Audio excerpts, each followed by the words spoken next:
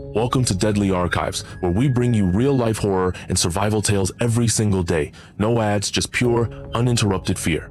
Without any further ado, let's dive into today's chilling true stories.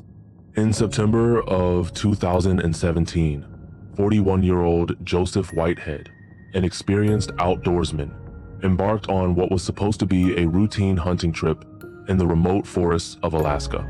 He had hunted these lands before, knew the terrain well, and had all the survival gear he needed, but nothing could prepare him for what was about to unfold. Joseph set out with his rifle, a backpack full of supplies, and a GPS tracker. It was the middle of September, the days were getting shorter, and the nights were getting colder.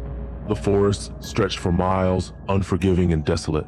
6 hours into his trip, Joseph spotted fresh deer tracks. Excited, he pursued them deeper into the wilderness, unaware that he was slowly veering off course. Then, seemingly out of nowhere, his foot got caught on a hidden root, sending him tumbling down a steep, icy slope. He crashed against jagged rocks, pain exploding through his right leg. A sickening crack echoed through the trees. Joseph groaned, his breath coming in ragged gasps. His ankle was badly sprained, maybe even fractured. His GPS had shattered against the rocks. Panic almost consumed him, but he forced himself to stay calm. He had survived worse.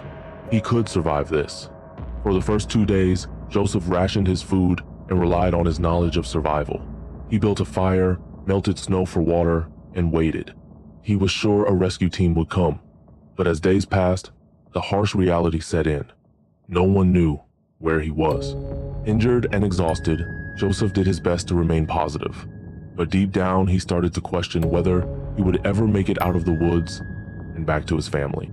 On the 4th night, temperatures dropped to a freezing -20 degrees Fahrenheit.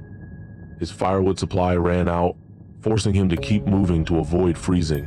Every step was agony. His swollen ankle throbbed, sending sharp jolts of pain through his body. Hunger gnawed at his stomach.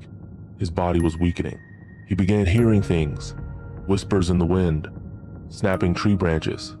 Joseph questioned whether the exhaustion was starting to blur his reality. By the 7th day, Joseph was surviving on tree bark and snow. His mind played tricks on him, shadowy figures lurking just beyond his sight. Was it just delirium, or was something truly out there? Suddenly, Joseph saw something in the distance. He limped forward until he could see it more clearly. Like a miracle, Joseph had stumbled upon a cabin. It stood in the middle of a clearing, half buried in snow. At first, Joseph thought he was hallucinating. The structure looked impossibly old, its wooden beams warped with age. The windows were broken, the door ajar, swaying slightly in the bitter wind. He hesitated. Something about the place felt wrong, but he had no choice. Stumbling forward, pain shooting up his leg, he pushed the door open and collapsed inside. The air smelled of rot and decay, but to Joseph, it felt like salvation. He crawled to the corner, his limbs trembling, his breath ragged. Inside, he found an old stove, a cot, and even a few canned goods covered in dust. Relief washed over him as he lit a fire and devoured what little food he could find. For the first time in days, he felt warm. He felt safe. Then, his eyes adjusted to the dim light, and he saw the walls. They were covered in carvings, messages scratched into the wood. "It comes in the night. Do not look into its eyes. If you hear it whisper, it's already too late." A chill ran down his spine. His heart pounded so loudly he thought it might burst from his chest. Was someone playing a cruel joke? Or was he truly not alone? That night, Joseph was awoken by a noise outside. Footsteps, slowly circling the cabin. His breath hitched. He clutched his rifle, heart hammering.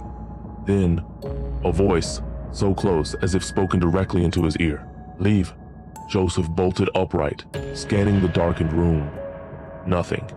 The wind howled through the cracks, but the footsteps had stopped. He convinced himself it was paranoia, exhaustion twisting his senses.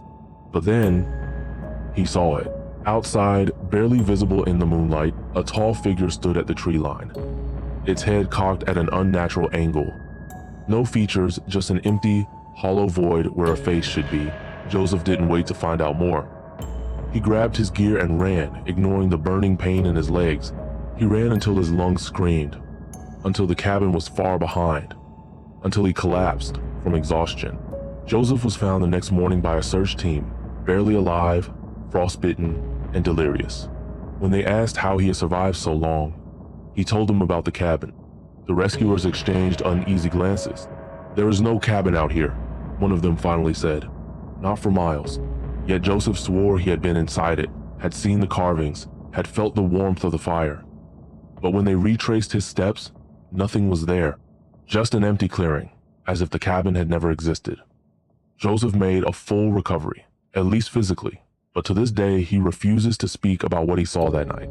Some say his mind fabricated the entire experience as a survival mechanism. Others believe he stumbled upon something not meant to be found. For our second story, we're going to be getting darker, much darker. Let's begin. The date was August 18 of 2010. 20-year-old Amber Tuccaro stepped out of a motel in Nisku, Alberta. It was summer, the air was crisp, and the sky was bruised with the colors of the setting sun. She wasn't alone. Her infant son, Jacob, was in the motel with a friend, waiting for her to return. Amber needed a ride to Edmonton, a trip of just over 20 miles. With no car of her own, she did what many young ladies did.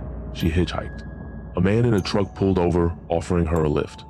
He was friendly, calm, and confident. She hesitated, but she got in. The truck rumbled forward, leaving the motel behind. Amber was young, but she wasn't naive. As they drove, she felt something was wrong. "You're going the wrong way," she said. The man chuckled. His voice was eerily casual. "No, I'm not. You said we were going to Edmonton." "We are," he said. But his voice had changed. Now it was cold, calculated. Amber's heart pounded. But Amber was clever. She had a cell phone on her, and it was still connected to a call. Unbeknownst to the driver, Amber's phone was recording. What came next would send shivers down the spine of an entire nation. The recording, later released by police, captured their conversation. "You better not be taking me anywhere I don't want to go," said Amber. "No, I'm not," said the man. "You are. You are taking me somewhere I don't want to go." The man laughs coldly. "You know what? You're right." Then the recording cut off. Forever. Amber never returned to the motel. Her friend waited for hours, then days, but she was just gone, as if she had vanished and she never returned.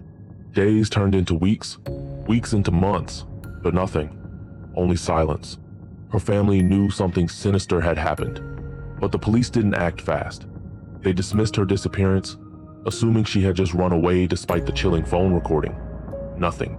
2 years later, hikers walking through a remote field near Leduc, Alberta, stumbled upon something grotesque. It was a human skull. DNA test confirmed. It was Amber. Her body had been left to decay, exposed to the elements. Only bones remained. Despite the recording of her abduction, clear, undeniable evidence that she had been taken, Amber's case remains unsolved to this very day. Her killer's voice is out there. It was released to the public. People know what he sounds like. Yet, no one has identified him. The killer is still out there, listening, watching, maybe even still offering rides to unsuspecting travelers. And the worst part, you wouldn't suspect a thing.